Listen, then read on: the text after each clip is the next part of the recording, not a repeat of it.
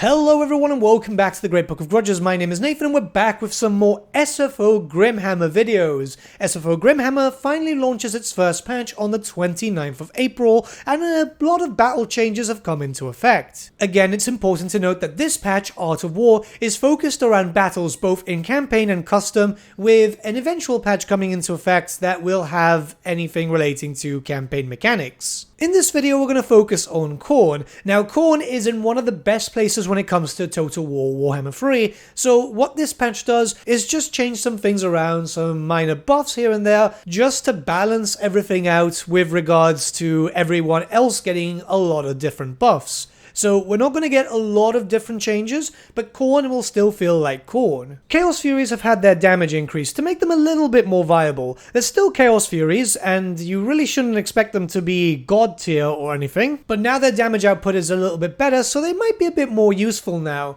It's one of those things where I just never used them in vanilla, at least the Khorne ones, but I've used them a little bit whilst testing throughout this patch, and they are definitely a bit better, especially very early in game, and given the fact that they're cheap, well, you do get a little bit more choice. Minotaurs of Corn, both of them have had a very nice change. First up, now there are 12 entities rather than 16. This makes them a bit more elite, and it means that they'll take damage a little bit less. Yes, they'll do damage a little bit slower, but the idea is that you're keeping them up and alive for a lot longer. They've also been granted the Strider attribute, which will be very helpful considering that there are a lot of uneven maps and loads of different terrains throughout the Warhammer 3 maps. So they're definitely a lot better, and they feel a lot better too. Flashhands of Corn have gotten a similar update where now they have Strider 2, which is something that I expected them to have in vanilla, but hey, at least we got it here. And they've also got the SFO bleed contact effect, making them do a bit more damage with an added plus 25% scaling melee damage. The Flashhounds now do a lot more damage and now are a lot better, more reminiscent to that of their tabletop counterparts where the Flashhounds were pretty good. You can see them at work here where they're definitely able to do a lot more damage. I'm testing them here against some Zargard.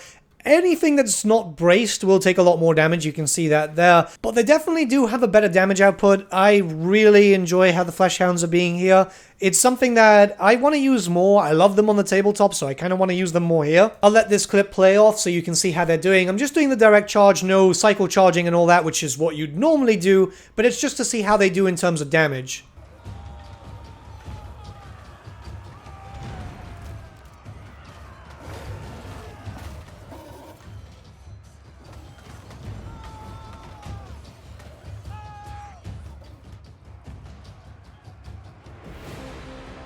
Soul Grinders of Corn have had a nice bit of an update here, so their collision damage has been adjusted so they deal more damage in melee. They've also got Wall Breaker so they're able to do more damage to structures such as walls and gates. Keep in mind that this update changes sieges around, so you need Wall Breaker for a lot of stuff, especially if you want to just like smash down walls and get in there quick. They've also got access to a new Burnt Contact effect, which is to their range attacks. And that's because their range attacks, the projectiles have been changed to 5 from 3, and the idea is to be able to do a bit of damage from afar but move in. They've got 100 range, so they're more of a short range burst unit you'll fire as you're charging to an enemy, where you can start to see that on screen right now. I've got a few different soul grinders, they're able to fire a little bit. The idea is to do a decent amount of damage from afar. You don't have a lot of range, well you kind of do with this patch, but more on that later, but the idea is fire and go in. Being able to fire whilst on the move is very beneficial to you here, and you can see it. The damage output is much better, especially when it comes to collision,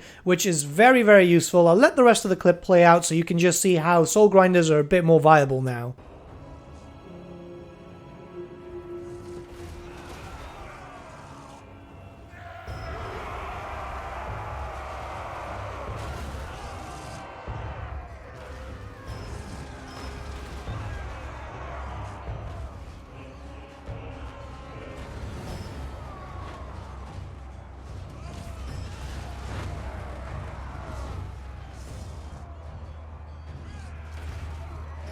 Blood Thrones have now been changed to be a bit more better, so they've got a new passive ability known as Shrine of Eternal Blood, and this focuses around area effect buffs. You can see there it's got multiple phases, which increases armor, piercing, weapon damage, and melee attack for your troops around that area. This is only available to your unit version, not your mount version. But again, the heavy focus is around doing extra damage. There's not a lot of buffs when it comes to Khorne in general, so this adds further to it and definitely makes these shrines a lot more useful. Okay, so this is going to be quite interesting. Skull Cannons have had their entities changed from 1 to 4, meaning that your output of fire is much better. This is something to combat the fact that, again, Khorne has very little range, and the damage output and general use of the Skull Cannon wasn't too high. It underperformed in melee as soon as it ran out of ammunition. Here you get a few more shots, and generally you can pretty much add a bit more support. Its high range means that you can do a lot more damage from afar, but you'll still need to bring them into melee to be able to actually get some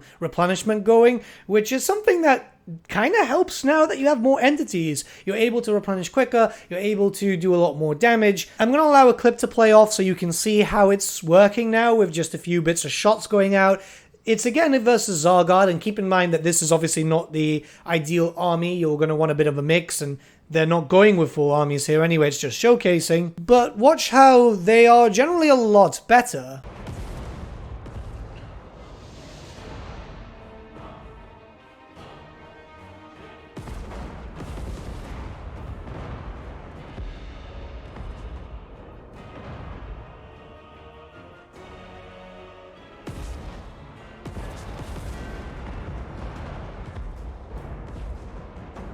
Warriors of Corn, all 3 variants, have had some changes too. They've had their entities reduced from 100 to 80 to make them a bit more elite. They've also now got access to immune to psychology and causes fear, and the one with dual weapons now has faster attacks. This makes them a lot more powerful, and it does help a lot when you're trying to mix and match with, say, bloodletters, so you can make use of the full roster as much as possible, which I think is really much needed when it comes to Khorne. Exalted bloodletters now have access to Disciplined, which means that they won't have a negative leadership debuff if your lord dies, which makes them a lot more useful just in case your lord does get sniped out. Now you will notice that this also allows them to rally if they rout, which obviously isn't a thing with demons because you just start crumbling. But this is a new passive ability which you'll start seeing around Kislev, Cafe, and a lot of different other factions. There have been a number of changes to both Skull Crushers and Blood Crushers, where now they have plus 25 missile resistance, their mass has been increased by around 50%, and they have high knockback resistance. They're generally quite good. The Skull Crushers also have armor sundering. The idea is to make them more like their tabletop variants, which were kind of top tier. Skull Crushers were really good on the tabletop. I must admit, they were terrifying. Now they should be much more worth it, especially since there was a bit of an issue that they get targeted. They did feel kind of papery at some points. So yeah, they're actually quite good now. Any unit that uses a Hellblade has also had a nice little buff too, as now they'll be able to do the Searing Flame contact effect, which debuffs enemy melee attack, enemy armor, and also makes the enemy more susceptible to fire damage. This allows for demons, which use the Hellblade, to be a bit more viable, whereas in certain points in vanilla, you would be using Chaos Warriors pretty much most of the time. These are the changes coming to Khorne. There are a few other minor changes, mostly to abilities, but I imagine that Venrys himself will outline that as he starts to do more info posts.